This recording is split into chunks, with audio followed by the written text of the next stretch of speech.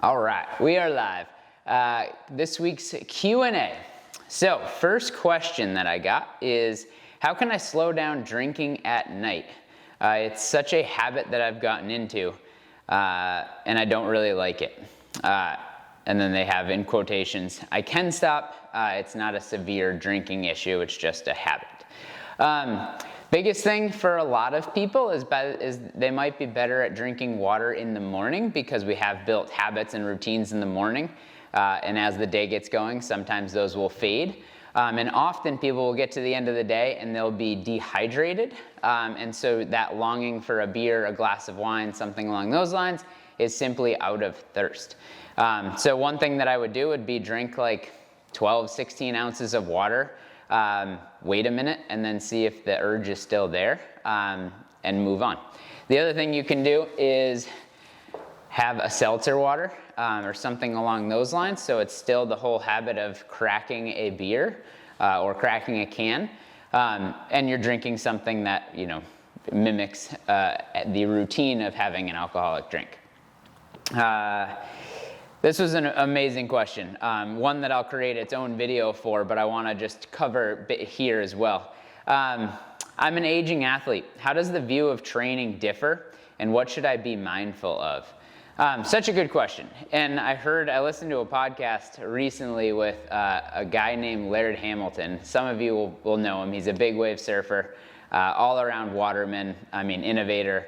And he's also the person that founded XPT, which is where all of my breathing education comes from, and the background into the pool training where you take dumbbells into the pool and things like that. And his big thing was you essentially want to treat aging as one big long injury. And I had never thought of it that way, but it's definitely something that really makes a lot of sense. There's going to be times where you feel really good. There's going to be times that you don't feel so good. So understanding that it's a continual evolution, and you're basically just working to make yourself feel as good as you can with the conditions that you have. So to that, things that I would be mindful of is exercise is meant to feel good, not to hurt you. So what may have worked in the past might need tailoring as you get older, as you age. Also, as we age, you need arthritis. If you look at stats on each decade that goes by, arthritis numbers, percentage-wise by the population, increase significantly. So for a lot of that, it's you simply need more time to warm up. I have very arthritic hips, unfortunately, so I can relate a little bit. And for me, I know that if I'm really cold, temperature cold, it's harder for me to get going and to feel like I'm ready and able to squat. So therefore, I might spend more time on the bike or the rower, something that's low level intensity, just to bring my core temperature up and get me feeling ready. So that's one thing that I would absolutely put more of an effort and more time into, is just bringing a little bit more awareness to just getting the system going. Secondly, strength training is pivotal, even more so now.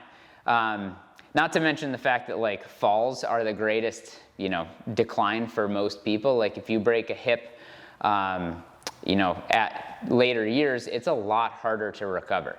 Osteoporosis, osteopenia become a very real thing. So doing strength training where you're adding an external load to your body is a phenomenal way to basically fend that off.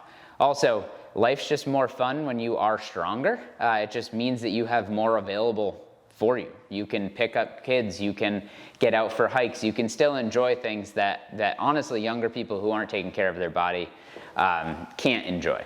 So that's definitely something that I would put a little bit more of an effort into, is making sure that the strength piece is there.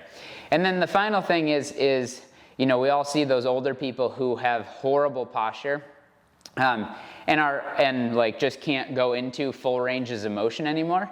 And that's not a product of age. That's a product of never putting those joints into those ranges of motion again. So the biggest thing for me is just make sure you do things to continue to own your full range of motion. It is so much easier to keep the range of motion you have than to try to get it back down the road.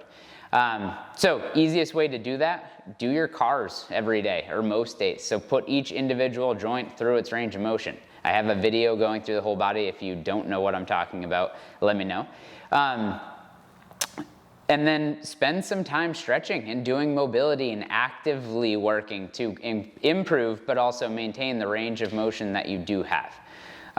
Again, our bodies are phenomenal at making compensations to get whatever the task is at hand, whether it's training or just normal life. So if a certain joint, let's say like your hip no longer goes into a position, well, unfortunately now your back needs to become your back and your hip in order to make yourself get into that position. And your back can be both a back and a hip for a while, and then all of a sudden it can't. And that's when we start to develop issues. So in terms of that, like, be aware of making training, right for where you are at right now. That's the advantage of having a coach or somebody that you can talk to with this. Prolong your warm-up, prioritize strength work, and then make sure that you're keeping mobile. And then also find things you enjoy to do. Like, training should not suck. It should not be boring. It should be engaging. Yes, it's work, but find something that you enjoy to do. Life's way too short to hate what you're doing. So, as you can see, that's a passionate subject for me. I get going here. My calories are low, 1,300. The scale hasn't moved. Should I go lower? I'm not a fan of dropping below, for context, I know who this person is. I'm not a fan of dropping below 1,300 calories. For really, really small people, like in size, you might be able to go a little lower, but ultimately, like, now you're starting to get down there. Their weight has plateaued for about a month. So in what to do, a lot of times when we when we keep decreasing our calories, what happens is our body just naturally slows down any extraneous movement. So like, you may be somebody that like gets up to take a phone call, or maybe you sit at your desk and you like tap your finger a bit. That's one of those things where over time your body's gonna no longer get up for a walk to go, have a phone call. You're not gonna tap your finger anymore. You're really working to conserve your energy, which is how, again, we survive.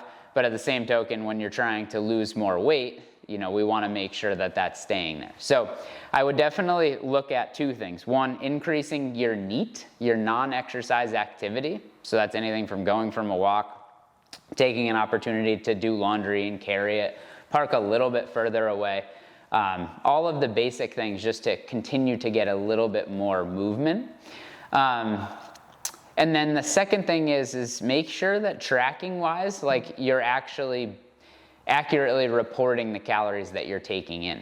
Often, a lot of times, people will make guesses instead of being accurate with this, which, fine, but if you're no longer seeing progress, you just want to make sure that, like, you are being accurate. A lot of times people will say that's a tablespoon of peanut butter when it's like heaping, and they've been able to manage 3 tablespoons in, yes, the 1 tablespoon deal, but it's like mounded way up. Well, that accounts for more than 1 tablespoon. Just because you can fit it on there doesn't mean, that is what it is. So I'd say, increase your NEAT, but also make sure that the tracking and what you're reporting is accurate.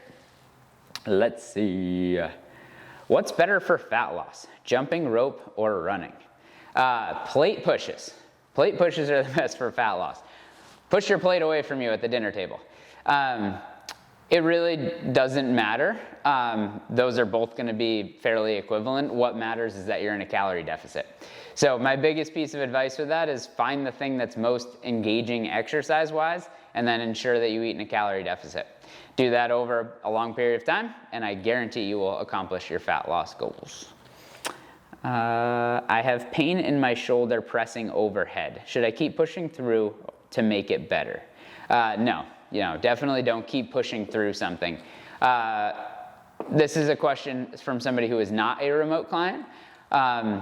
So I would say, yeah, pain's not good. Definitely not good. You don't want to keep pushing through pain for hopes that it's going to get better.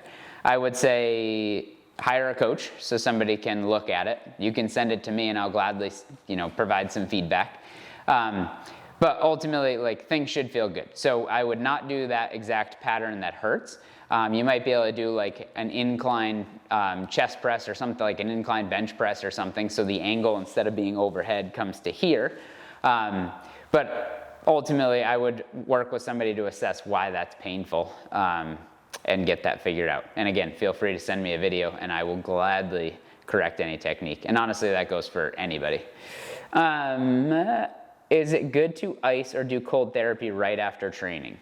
I guess it depends on what the goal is. If the goal is for hypertrophy, so building muscle, no, you don't want to do ice or cold right after. In fact, you don't want to do ice or cold for at least a couple of hours following, because that's going to stunt or blunt your hypertrophy effects from training.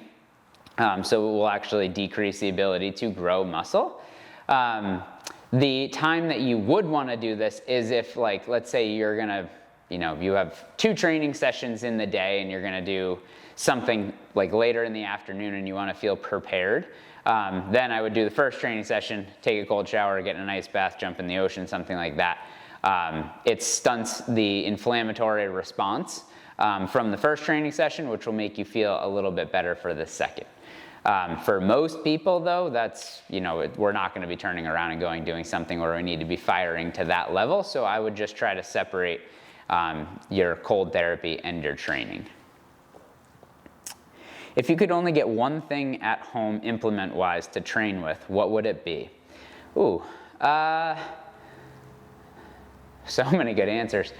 Honestly, there's now so many companies make adjustable dumbbells, and they range from like 2.5 or 5 pounds to like 50 or 60 pounds. They come in a stack, they're pretty small. You just can either adjust the weight manually or it just clicks in with how many plates are going to be on it. And honestly, for bang for your buck, they're not super cheap, nor are they crazy expensive, but it gives you an amazing array of options. So you can have progressive overload because you can continue to increase the amount of weight you're using over time.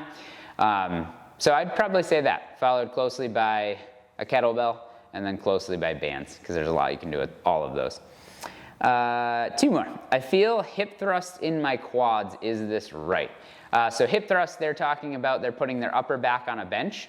Their feet are planted firmly on the floor. They drop their hips down and drive back up as if you were doing a hip bridge, but instead of your back being on the floor, it would be up on the bench.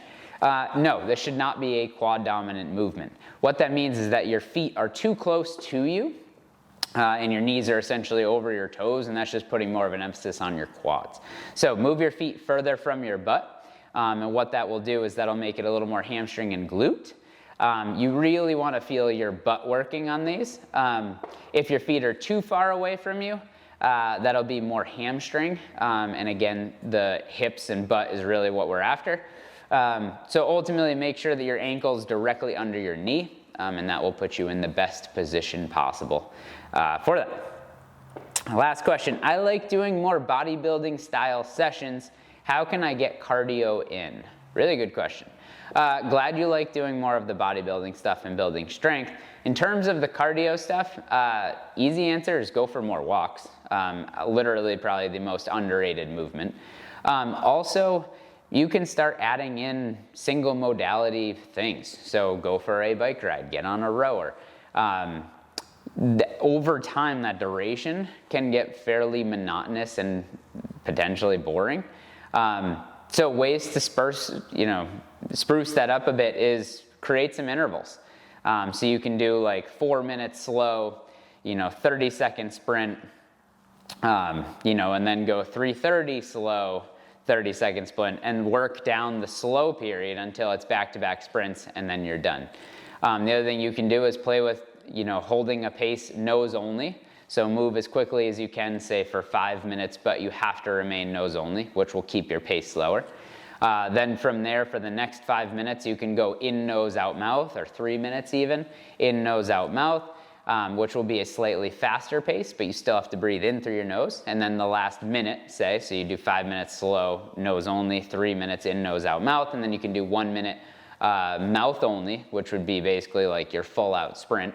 And then you can go through a second time, because really the benefit there is going to come from going from full-on mouth breathing, like you are just fucking sending it, to back into nose breathing and teaching yourself how to get to that absolute peak and then come back down and recover quicker. So that's how I would do that, is just pick a single modality and then spend some time and create some intervals. Again, if you need ideas on that or are looking for some sessions, let me know. I'd be happy to work on that with you. Yeah, I'm digging on doing these Q&As, so keep the questions coming. If anything seems silly, let me know. If anything seems too in-depth, let me know. We can take it anywhere you guys want to go. Thank you.